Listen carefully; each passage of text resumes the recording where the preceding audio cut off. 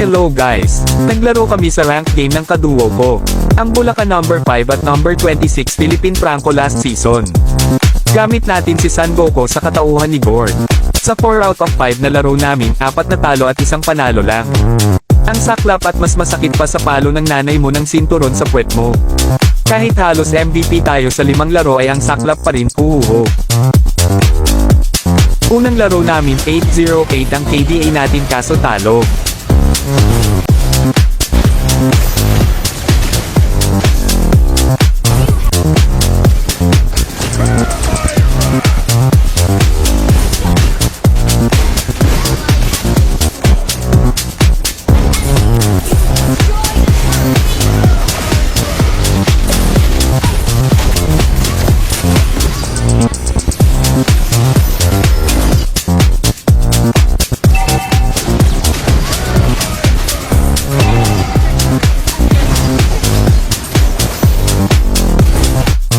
Second game, nakabawi tayo na panalo natin, at meron tayong 12-160 na KDA.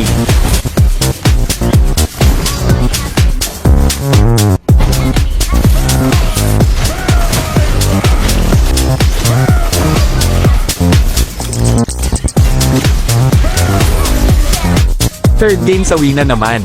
Ang galing kasi ng offlane namin at core. Kaya ayon talo. Sayang yung 8 kills at 17 assists natin.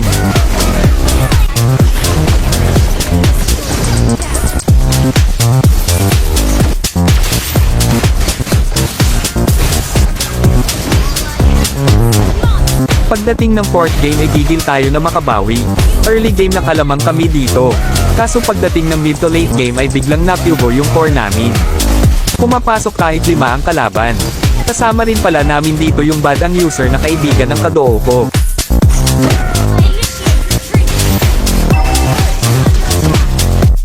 Last game nagduo na lang kami. Ganda sana ng connection namin ng kaduo ko. Siguradong tunaw ang mahuhuli ng hook niya. Ang ending talo pa rin. Bawi na lang kami next time. To follow and like po pala ng video. To God be the glory.